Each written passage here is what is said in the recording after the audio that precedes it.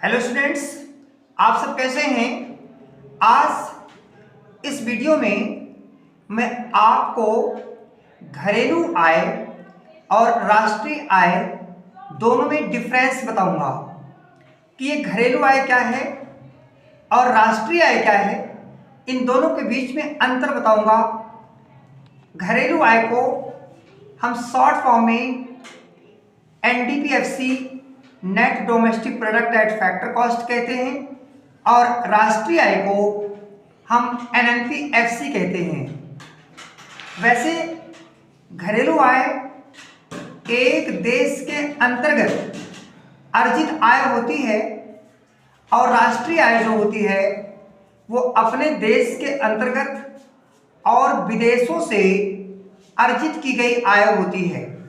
जैसे कि पहले डिफरेंस में यह है, यह क्षेत्रीय अवधारणा है क्योंकि यह देश की घरेलू सीमा के अंदर वस्तुओं और सेवाओं के उत्पादन के मूल्य से है। वस्तुओं और सेवाओं के उत्पादन के मूल्य से है। इसमें क्या है कि यह राष्ट्रीय आय अवधारणा है क्योंकि यह सारे विश्व में उत्पादित सभी अंतिम वस्तुओं और सेवाओं के मूल्य को शामिल करती है। सारे विश्व का मतलब विदेशों से मिलने वाली आय को भी शामिल करती है। अगला नंबर है कि जो घरेलू आय है यह सामान्य निवासियों के द्वारा अर्जित आय है, और जो राष्ट्रीय आय है, देखो ये जो घरेलू आय होती है ना, ये सामान्य निवासी भी आते हैं और गैर निवासी भी आते हैं। जैसे कि पिछली वीडियो में मैंने बताया भी था आपको, सामान्य निवासी की मीनिंग भी बता दिए हैं और गैर निवासी की मीनिंग भी बता दिए हैं। इन दोनों को समझने के लिए आप पिछली वीडियो में देख सकते हैं आप। और यह केवल सामान्य निवासियों के द्वारा एक अर्जित आय है। घरेलू आय में कभी भी एनएफआईए को शामिल नहीं किया जाता, जबकि राष्ट्रीय आय में एनएफआईए को शामिल किया जाता है। अगला नंबर है कि यह एक संकुचित धारणा है। संकुचित मीन्स छोटी, और यह एक विस्तृत धारणा है, बड़ी धारणा है। तो विस्तृत इसलिए है क्योंकि एनडीपीएफसी में एनएफआईए जुड़ा होता है, इसलिए एक विस्तृत धारणा बन जाती है। और एनडीपीएफसी के अंदर जो है कोई बाहरी इनकम नहीं जुड़ी होती है, इसलिए एक छोटी धारणा बन जाती है। अब इसके बाद जो है मैं आपको अगले क्वेश्चन की बात करता हूं, जिसमें राष्ट्रीय आय से संबंधित समुच्चयों के बारे में बात करेंगे। अच्छा, राष्ट्रीय आय से संबंधित समुच्चयों में एक तो हम बाजार कीमत की बात करते हैं और एक हम साधन लागत की बात करते हैं। बाजार कीमत और साधन लागत में फर्क क्या होता है आप देखेंगे। बाजार कीमत का मतलब ये होता है कि वर्तमान समय में वस्तुओं और सेवाओं की अंतिम कीमतें जो निर्धारित होती हैं वही हमारी बाजार कीमत होती है। और जो साधन लागत होता है वो साधनों के उत्पादन, मतलब साधन पर जो पैसा खर्च किया जाता है वो हमारी साधन लागत कहलाती है। साधन में भूमि, श्रम, पूंजी, उद्यम आते हैं, तो इन पर जो भूमि, श्रम, पूंजी और उद्यम पर जो पैसा खर्च किया जाएगा उसी को हम क्या कहते हैं, साधन लागत कहते हैं। अब अगला इसमें क्वेश्चन क्या होता है कि बाजार कीमत पर सकल घरेलू उत्पाद किसे कहते हैं, जिसको आप gross domestic product eight market price के नाम से जानते हैं, जीडीपीएमपी कहते हैं। देखो इसकी कैलकुलेशन भी बड़ी आसान होती है कि एक लेखा वर्ष के अंदर आप जितना वस्तुओं और सेवाओं का उत्पादन करते हैं, फॉर एग्जांपल मैं दे देता हूं, मान लो क्वांटिटी किसी वस्तु की 1000 है और उसकी जो प्राइस आपने निर्धारित किया हुआ है 2 रुपए निर्धारित किया हुआ है। अब आप जीडीपीएमपी, करंट प्राइस की बात हो रही है, अगर जीडीपीएमपी कैलकुलेट करेंगे तो 1000 को 2 से मल्टीप्लाई करेंगे तो देखो 2000 की वैल्यू आ जाएगी। और ये जो 2000 की वैल्यू हमारे सामने निकल करके आई है ना, यही हमारी जीडीपीएमपी कहलाती है। अच्छा, जीडीपीएमपी की परिभाषा क्या होती है कि एक देश की घरेलू सीमा में और एक लेखा वर्ष में सभी उत्पादक, जिसमें सामान्य निवासी और गैर निवासी दोनों होते हैं, उनके द्वारा उत्पादित समस्त अंतिम वस्तुओं और सेवाओं के बाजार मूल्य से होता है। बाजार मूल्य जो वस्तुओं सेवाओं की बाजार कीमतें चल रही होती हैं उस मूल्य से है। जैसे देखो ना, 2 रुपए ये बाजार कीमत चल रही है ना, तो ये 2 रुपए को हम बाजार मूल्य कहेंगे, तो ये बाजार मूल्य से होता है। अब अगला पॉइंट हमारा यह शुरू होता है कि बाजार कीमत पर शुद्ध घरेलू उत्पाद किसे कहते हैं।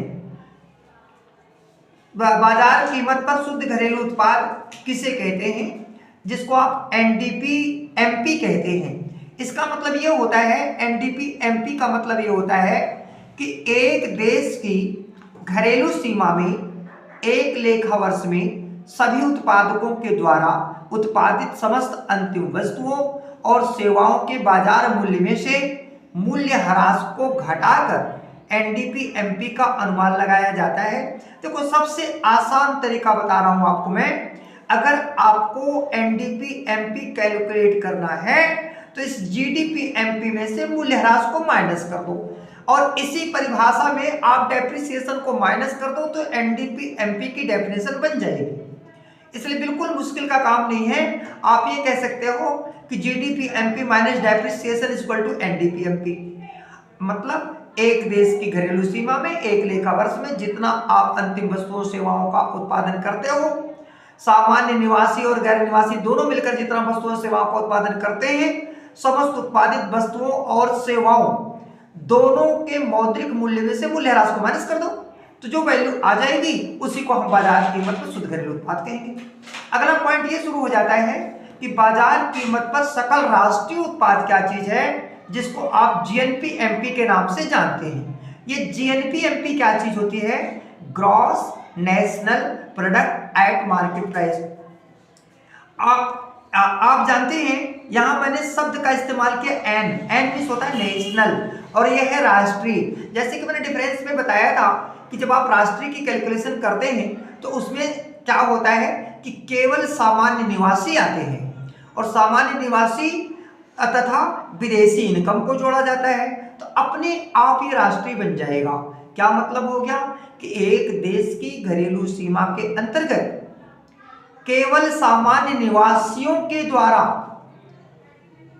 जो भी आय अर्जित की जाती है, उस समस्त आय को, चाहे वर्ल्ड के किसी भी कोने से इनकम को अपने देश में ला रहे हैं, उस समस्त इनकम को जब हम अपने घरेलू आय में प्लस कर लेते हैं तो हमारे देश की क्या निकल जाती है?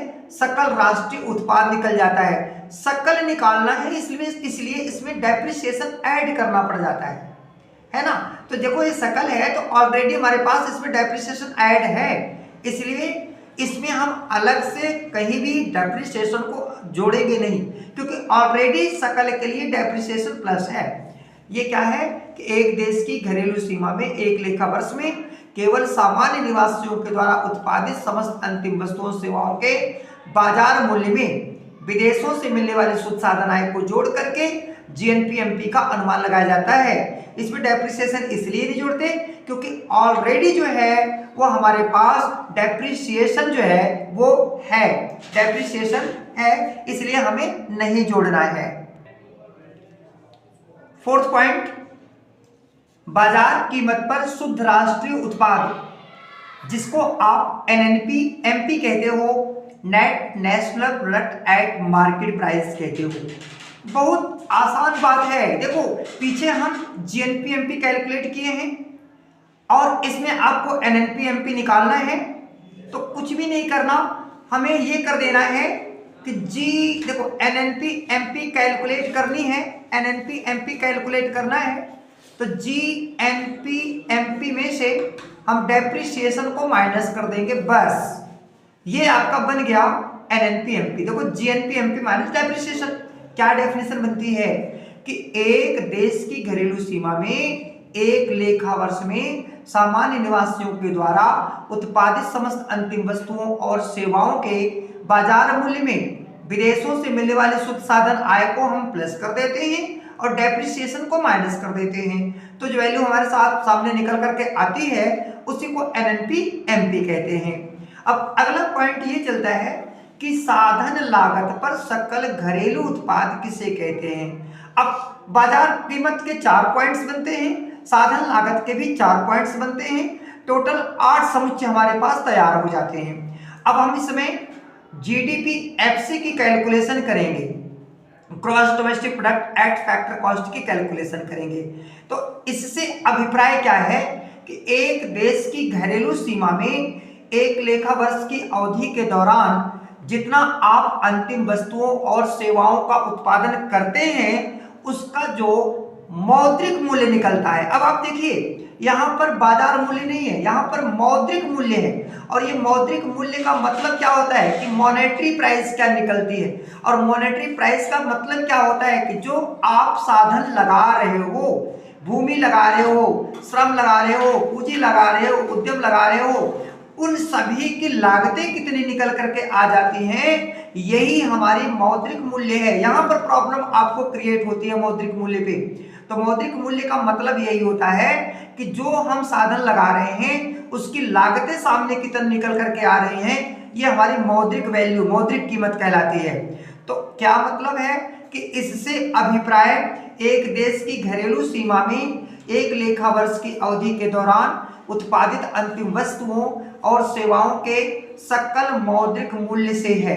अच्छा, जीडीपी-एफसी का अनुमान लगाते समय आपको क्या करना होगा ये आप देख लीजिए। जब gross domestic product at factor cost को कैलकुलेट करते हैं तो कर्मचारियों का पारिश्रमिक, परिचालन अधिशेष, मिश्रित आय और डेप्रिसिएशन को प्लस कर देते हैं। इन सब की डिटेल मैं पिछली वीडियो में राष्ट्र जो साधन आय के संघटक हैं उसमें मैंने पूरा डिटेल से आपको ये समझाया होगा। और ये आप पिछली वीडियो को आप देखेंगे तो सारी मीनिंग आपको समझ में आ जाएगी। सीई का मतलब होता है कर्मचारियों का पारिश्रमिक और परिचालन अधिशेष का मतलब होता है ऑपरेटिंग सरप्लस और मिश्रित आय का मतलब है कि mixed income of self employees और डेप्रिसिएशन तो आप जानते हो जिसको आप मूल्य ह्रास के नाम से जानते हैं, जिसको आप डेप्रिसिएशन कहते हैं। अच्छा, अब नेक्स्ट पार्ट पर चलते हैं, साधन लागत पर शुद्ध घरेलू उत्पाद किसे कहते हैं। मैं आपको इस बात में बताया है कि जब आप एनडीपी-एफसी को कैलकुलेट करते हैं ना तो बिल्कुल किसी भी तरह की कोई प्रॉब्लम नहीं रखनी चाहिए। नेट निकालना है, ग्रॉस की वैल्यू सामने है, डेप्रिसिएशन को आपको सीधा माइनस कर देना है, बस कुछ नहीं करना। नेट की वैल्यू निकालने के लिए आप सीधा ग्रॉस पे चले जा रहे हो और आप उस ग्रॉस में से डेप्रिसिएशन को माइनस कर दोगे तो एनडीपी-एफसी की वैल्यू निकल जाएगी। हम ये भी कह सकते हैं कि कर्मचारियों का पारिश्रमिक, परिचालन अधिशेष और मिश्रित आय, अगर हम इन तीनों को प्लस कर देते हैं तो ये हमारे क्या निकल जाती है, साधन लागत पर शुद्ध घरेलू उत्पाद निकल जाता है। जैसे मैंने देखो नीचे लिखा है एनडीपी-एफसी, इसको बेटा हम घरेलू आय के नाम से भी जानते हैं, net domestic product at factor cost के नाम से जानते हैं, घरेलू आय भी कहते हैं, जिसमें कर्मचारियों का पारिश्रमिक, परिचालन अधिशेष और मिश्रित आय प्लस होती है। अब अगला जो पॉइंट है, 7वां पॉइंट जो बनता है वो ये है क्या कि साधन लागत पर सकल घरेलू उत्पाद, सकल राष्ट्रीय उत्पाद किसे कहते हैं। साधन लागत पर सकल राष्ट्रीय उत्पाद किसे कहते हैं। अब शब्द बिल्कुल क्लियर, आपको राष्ट्रीय निकालना है, आप घरेलू निकाल चुके हो, एनएफआईए को प्लस कर दो, अपने आप राष्ट्रीय बन जाएगा।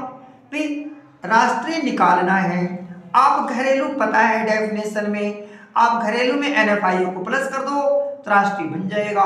मीन्स जीडीपी-एफसी और plus depreciation, sorry GDP FC plus NFIA is known as GNP-FC.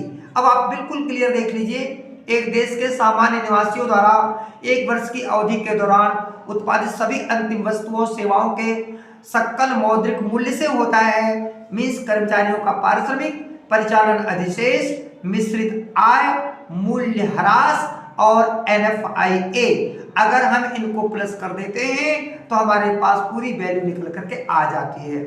आगे है साधन लागत पर शुद्ध राष्ट्रीय उत्पाद किसे कहते हैं, जिसको आप NNPFC कहते हो, net national product at factor cost कहते हो। राष्ट्रीय आय, ये सीधी बात है, राष्ट्रीय आय। NNPFC का मतलब राष्ट्रीय आय, और राष्ट्रीय आय की कैलकुलेशन कैसे करते हैं वो आपको पता है, NDPFC plus NFIA।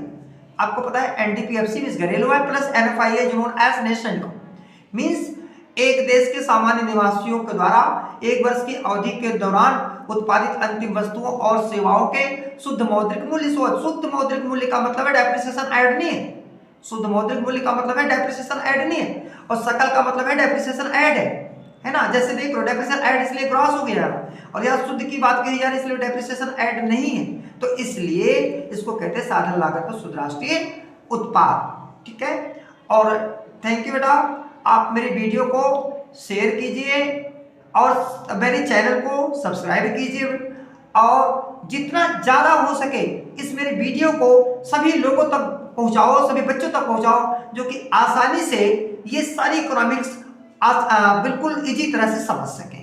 Thank you.